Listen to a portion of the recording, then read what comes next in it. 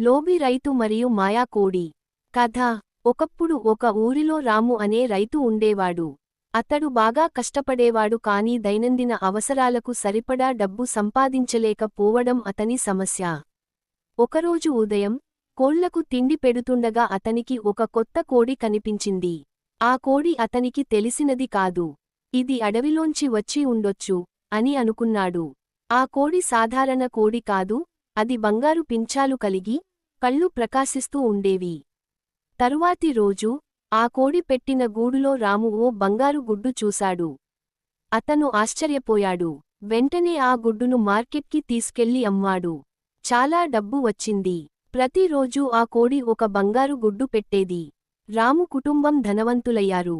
వారు కొత్త ఇల్లు కొనుగోలు చేశారు, కొత్త బట్టలు వేసుకున్నారు, బాగా జీవించసాగారు. అయితే, రాములో లోభం పెరిగింది. అతను ఇలా అనుకున్నాడు, ప్రతిరోజూ ఒక గుడ్డు కాకుండా, కోడి కడుపు కోసేస్తే అన్ని గుడ్లు ఒకేసారి వచ్చేస్తాయేమో. అతను వెంటనే కోడిని చంపేశాడు. కాని ఆమె కడుపులో ఒక్క గుడ్డూ లేదు. రాము చాలా బాధపడ్డాడు. బంగారు గుడ్లు ఇక రావడం లేదు. అతను మళ్లీ పేదవాడయ్యాడు. నీతి: లోభం మనిషిని నాశనం చేస్తుంది.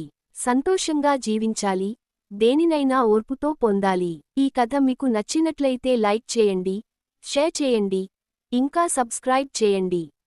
మీకు ఇంకెవైనా ఇష్టమైన కథలు కావాలంటే కామెంట్స్లో తప్పకుండా చెప్పండి.